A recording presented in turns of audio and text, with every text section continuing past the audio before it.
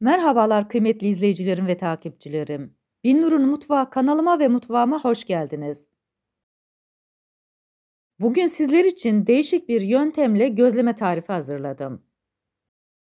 İçerisine koymuş olduğum bol yeşillikle gerçekten çok lezzetli ve güzel oldu.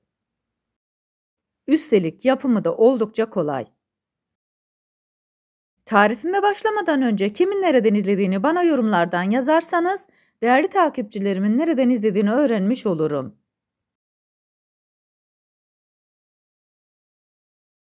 Sizleri daha fazla bekletmeden bu leziz gözlemenin tarifine geçiyorum. Herkese iyi seyirler.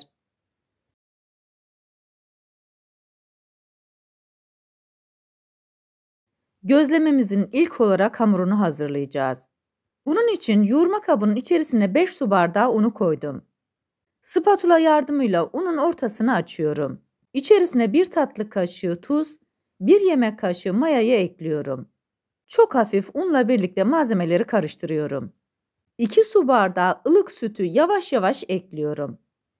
Bu aşamada sütünüzün ılık olmasına özen gösterin. Aksi halde mayanız aktifleşmeyecektir. Kullanmış olduğum su bardağı ölçüsü 200 mililitre. Yavaş yavaş sütümüzü koyarak spatula ile karıştırıyoruz. Hamur ağırlaşıncaya kadar spatula ile yoğuracağız. Ağırlaşmaya başladıktan hemen sonra spatulayı hamurun içerisinden çıkartıyorum. 3 dakika boyunca yoğurma kasesinin içerisinde hamuru yoğuruyorum. Bu arada tarifimi buraya kadar izleyip beğendiyseniz ve hala kanalıma abone değilseniz, abone olarak beğeni ve yorumlarınızla beni desteklerseniz çok sevinirim. Hamuru yoğurma kasesinin içerisinden çıkartıp tezgahın üzerine alıyorum. Tezgahta 4 dakika boyunca özlü bir hamur elde edinceye kadar yoğuruyorum. Hamurunuzu ne kadar çok yoğurur, ne kadar özlü hamur elde ederseniz, yapmış olduğunuz ürünler o kadar güzel ve lezzetli olur. Bu hamuru bezeler halinde dinlendireceğiz. Eşit parçalar halinde kesmek için rulo haline getiriyorum. Kesme tartıyla 5 eşit parçaya kesiyorum.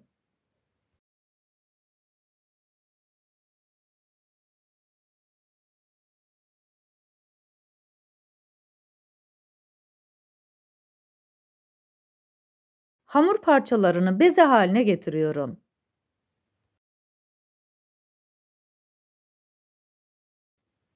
Temiz bir poşetle bezelerin üzerini kapatarak 1 saat boyunca oda sıcaklığında dinlendiriyorum.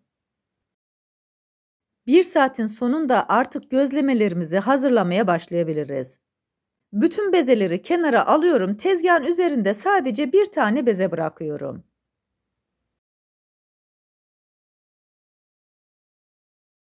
Tezgahın üzerine yapışmaması için bezenin altına üstüne biraz un serpiştiriyorum.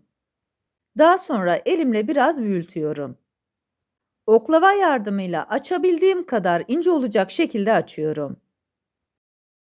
Açmış olduğumuz yufkaları yağlayacağız. O yüzden 150 gram tereyağını da diğer taraftan eritiyorum.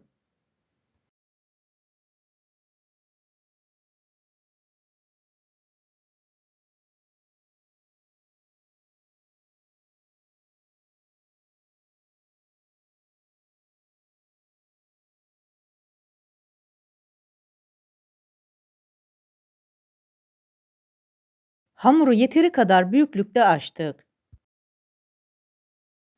Tereyağından açmış olduğum yufkanın üzerine biraz koyuyorum. Ben tereyağı kullandım. Sizler isterseniz bu aşamada margarin de kullanabilirsiniz. Hiç fark etmez. Her türlü gerçekten çok güzel ve lezzetli oluyor. Fırça yardımıyla hamurun her tarafın tereyağı olmasına özen gösteriyorum. Güzelce yağlamış olduğum yufkayı 5 parçaya kesiyorum. Bu gözlemeyi bol yeşillikli yapıyoruz. Bunun için 2 demet taze soğanı küçük küçük doğradım. İçerisine 100 gram lor peynirini koydum. 1 tatlı kaşığı da pul biber koyduktan sonra bütün malzemeleri karıştırıyorum. Kestiğim yufkanın orta kısımlarında olan bölümüne iç harcından biraz koyuyorum. Bu aşamada elinizi korkak alıştırmayın. İçerisine koymuş olduğum yeşil soğanın hacmi küçüleceği için bol bol koyuyorum. Uç kısmından başlıyorum, iç harcının üzerini kapatıyorum.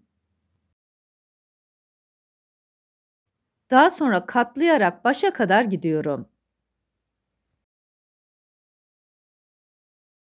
Katladığım parçayı alıyorum, diğer kestiğim parçanın üzerine koyuyorum. Bunu da yan şekilde koyuyorum, onu da başa kadar sarıyorum. Bütün parçaları bu şekilde saracağım. Elimdeki parçayı katlayarak gidiyorum, diğer hamur parçasına geldiğim zaman ters çeviriyorum ve onu da sonuna kadar katlayarak gidiyorum. Hamurun büyük ve düzgün olan parçasını en sona bırakıyorum. Son olarak onu da katlıyorum. Tepsinin üzerine biraz un serpiştiriyorum. Şekil verdiğim hamuru tepsinin üzerine koyarak üzerini kapatıyorum. Sizlere bir kez daha göstermek istiyorum.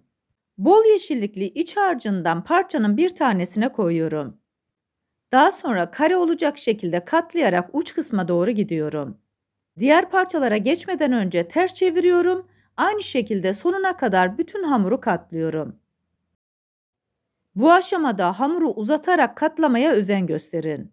Böylelikle gözlemeniz daha ince olacak ve daha kat kat olacak.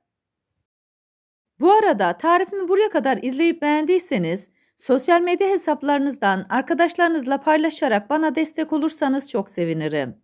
Ayrıca kanalımda birbirinden güzel diğer tariflerim var. Onlara da göz atmayı sakın unutmayın. 5 adet yufkayı bu şekilde yaparak tepsinin üzerine koydum. İlk yapmış olduğumu tepsinin üzerinden alıyorum. Tezgaha yapışmaması için altına üstüne biraz un serpiştiriyorum. İlk önce elimle biraz büyütüyorum.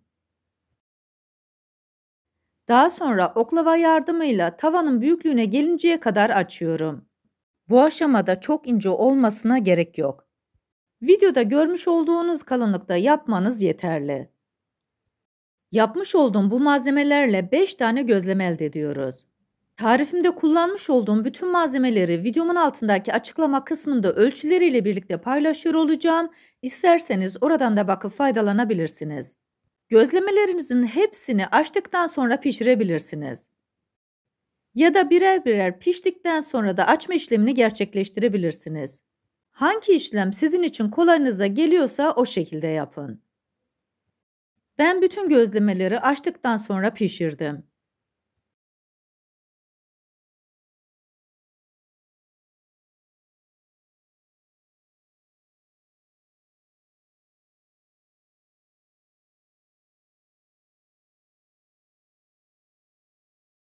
Gözlemelerimizin hepsini açıp kenara koyduk.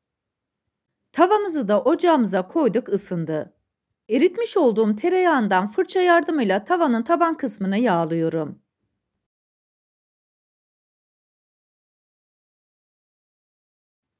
Sıcak tavanın içerisine gözlemeyi koyuyorum.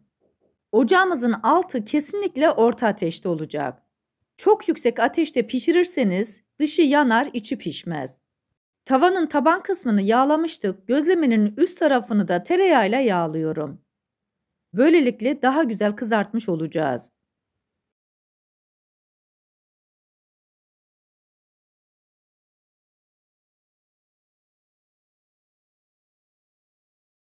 Gözlemenin bir tarafını biraz pişirdikten sonra hemen ters çeviriyorum. Gözlemeleri sık sık çevirerek kontrollü bir şekilde pişiriyoruz. Böylelikle daha lezzetli ve daha güzel oluyor. Altını üstünü tereyağıyla yağladığımız için lezzetine de lezzet katmış oluyoruz.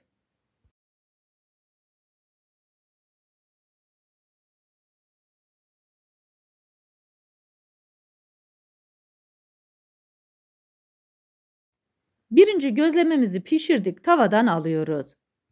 İkinciyi ve diğer kalanlarını da aynı şekilde tavamızın taban kısmını yağlayarak pişiriyoruz. Gözlemelerimiz güzel bir şekilde pişti. Sizlere bir de iç dokusunu göstermek istiyorum. Bıçak yardımıyla dörde kesiyorum. Tadına doyamayacağınız gerçekten kat kat ayrılan çok lezzetli gözlemeler elde ettik.